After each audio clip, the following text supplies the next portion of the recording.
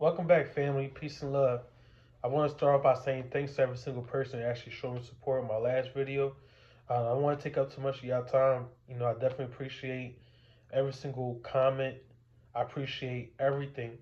So thanks for the support. Like I said, like I said in my last video, this is something new to me. You know, like getting past my second video. This is my second video I'm posting, so it's definitely one of those things that I know that I'm gonna keep getting better, get more comfortable to talk in front of a camera. But yeah, I just want to talk. I just want to talk about how I started, what I did. It's not this is not a how-to video. I'm not a lawyer. I'm telling you what I did to get my company started and what the process that I went to get the ball moving.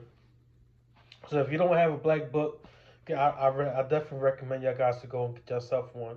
Super important to have a notebook, something to be able to write down, to just keep track of all your information, and it kind of helps you keep all your thoughts and what you want to do. As far as starting a business. Now, I definitely recommend that you reach out to a lawyer, to a CPA. Every city is different. So I want to talk about what I did to get started in my city, in Philadelphia. That's where I'm actually located at. So let me get my little black notebook. I'm gonna try to stay on course.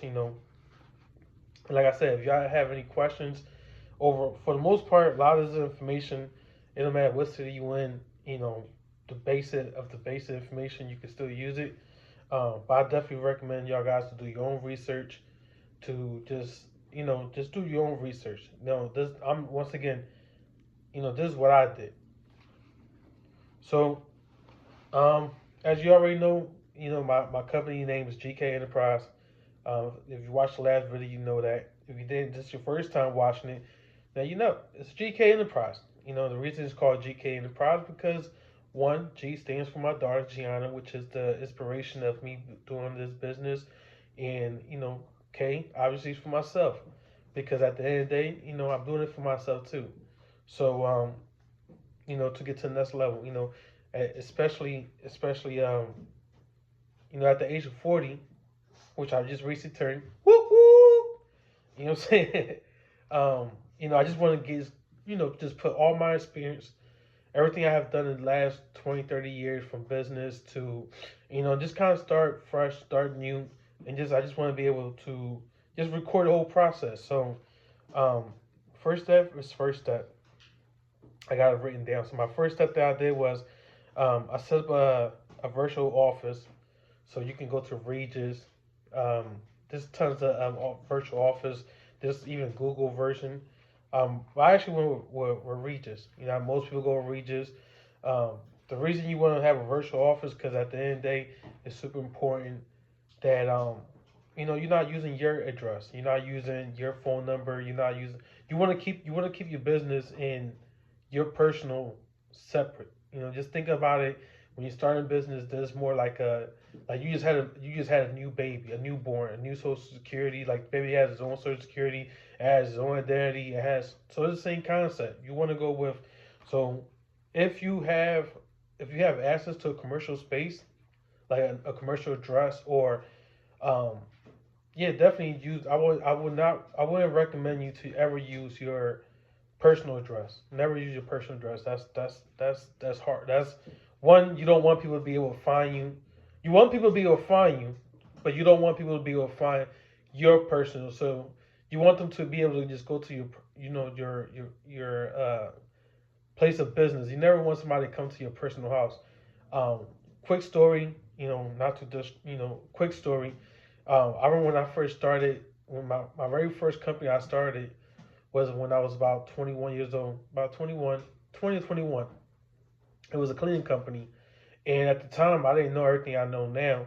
And I used when I did all my paperwork to get the LLC and everything like that, I wanted to use in my personal address. And boy, oh boy, was that a mistake. Um, I had people randomly just come to my house. And at the time, this when my daughter was a infant. Like she literally was like only like 2 years old. And at the time, her mom did not feel comfortable just having random people just pulling up to the house. So, you know, that's I learned from a lot of those my younger days mistake. You get a commercial address. If you're starting off, if to keep it as affordable as possible, just go ahead and get yourself a virtual office space. They typically go about $20-$30 a month. Sometimes you can even find cheaper. You can Google them. Uh, my second step I did was I went and got a toll free number, and you know you can get your toll free number from 411. You can get a toll free number from. I'm sorry, I'm jumping space. I'm jumping down steps. The second step, I went and got a free number. I just went under 1-800 toll free number on Google, put up the information, and I got a toll free number. I went. My third step was. I'm sorry. Let me rephrase that. So I didn't go and get a. What I did was I listed my number under a toll free number, and I went and got a number through UMA, and UMA is an app that you. So if they ever have to call you, if someone has to call you, or whatever the case might be, obviously you don't want somebody calling your personal number. So you want to keep once again, you want to keep everything separate. You want to keep your personal number, and you want to have your own business lines. So I went and got the number through UMA, and I just went through them, and I think it was like less than $30 a month to get a toll free number where it gives you a 1-800 number. They give you a 1-800 number, whatever the case may be. Just like I said, there's different ones you can go, but this is what I went. I went through UMA. Third step was I pretty much listed my number through 411. Once I received that number that UMA gave me, and that's UMA, that's OOMA, UMA, and that's where I went through. They got sidelines. You can use side grasshopper, but that's where I went through.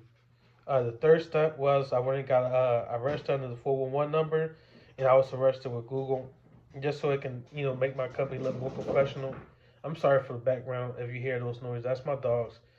Um, yeah, they're definitely trying to get out the cage. So just bear with me. I'm gonna do my best not to make this video extremely long, and just really just a quick video of pretty much telling you what I did. The third step I did was at that point once I had the number, I registered the company. I went ahead and registered. Um, I went through the Secretary of State. Now you have two options. You can pay in Philadelphia or in Pennsylvania. It's $125 to register your LLC or your articles of corporation through the Secretary of State. You go in there. It's a pretty simple format. It's just one page. Fill it out. You go on the website. But that can be any state. Or if you don't feel comfortable, if you're not one of those individuals that feel comfortable going online and this is your first time and you feel like you don't want to make a mistake, even though you can still call, you'll be able to call them. They'll help you. They'll walk you through the entire step through the Secretary of State. You can also go through like LegalZoom. You can go through like a ink file. Now, you can go through any one of those type of companies, and they'll actually do everything for you for a fee, maybe a $300 to $400 fee. But you can also do it yourself. I did it myself. I paid. I went online. I went to the Secretary of State. I put up the information. I went through. It's going to give you the option of domestic. It's going to give you the option of domestic LLC, domestic foreign LLC, S corporation, partnership, and the one you want to choose is if you're going to be doing business in the same state. If you're going to be doing business in the same state that you live in or you want the LLC to be in, so you're going to go with a domestic. If once your company decides you want to do business in another state, at that point you will have to go with a foreign LLC. But that's a totally different step. But once again, that's what I did. I went and got LLC. I started with LLC. Some people, depending on what industry you decide to get involved in, or you should definitely speak to a CPA. You should definitely speak to a CPA, but depending on what you might what LLC might not work for you. That's basically what I'm trying to say. You choose what works for you, and the best way to go about that is just to speak to a licensed professional that can give you a CPA. They the best person for to ask any of those type of questions. But at that point, I went and got Article Corporation. Once I went and got my Article Corporation, be quiet. Shh.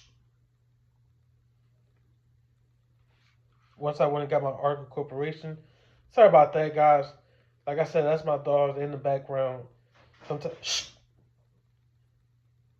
they just trying to get out the cage. Around this time, they typically are out the cage and just doing whatever they want to do.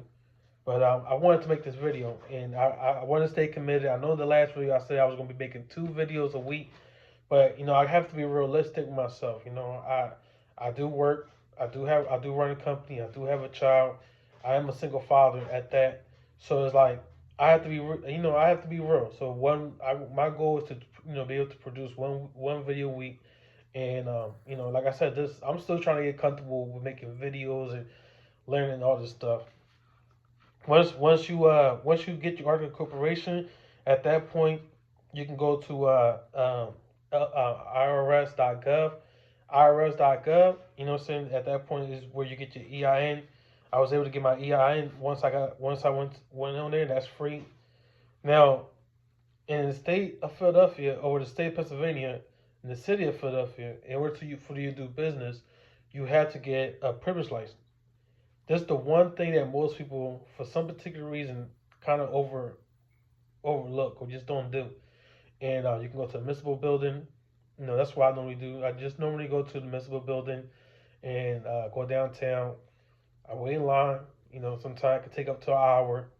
And at that point, you'll be given a tax ID number, your local tax ID number, and you will also be given a privilege license. The privilege license will allow you to do business in the city of Philadelphia. Once again, this is specific for Philadelphia. This is what I did to start my company in Philadelphia.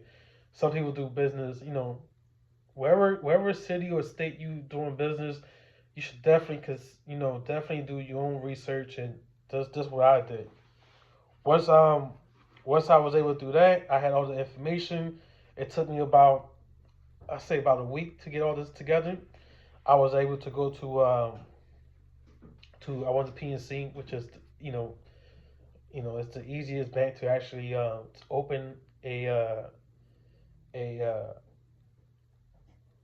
open a bank account. And then I also went to American Heritage, which is a credit union, which I've been with them since the age of probably like 16, 17. I've been with them, so been there with them a long time. So I definitely have a great relationship with the bank. So that's why I wanted to go with them. So yeah, so that was just the basic, just real quick. You know what I'm saying? If I want to appreciate, just appreciate every single person stick, going through this video. I know it's like going on 14, 15 minutes, but real quick, I'm just going to just go through steps real quick. First step I did was pretty much when I got a virtual office. My second step I did was pretty much got a UMA number, which was my 1-800 number. Once I had my 1-800 number, I got it from UMA. I went and registered my company, my number with a 411, as well as with Google. Once I was with Google, I was able to get my business email. I was able to get my just all the little things you need to make yourself look good. Once I had that information, I was able to get my articles, which I went through the Secretary of State.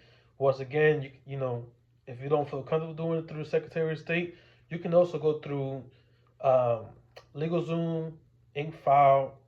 There's tons of other company out there that will charge you $300-$400 to, get everything for you.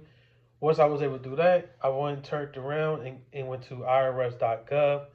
From IRS.gov, I was able to get my EIN, which is my tax ID number for my business. At that point, I had all my information to be able to go to the municipal building in downtown Philadelphia, and I was able to get my privilege license. That allows me to do business in the city of Philadelphia. They also gave me a tax ID, which is my local tax So not only do you have to pay federal, but then I'll be able to register to pay my federal taxes, but I was also able to register to pay my local taxes for my business. Once I had that information, I was able to go to a bank, open my bank account, and technically at this point, the foundation is done for GK Enterprise. I was able to establish a legitimate legal company. So in the next video, I'm gonna be talking about a little bit what I did for credit, and I will continue and going into my third video.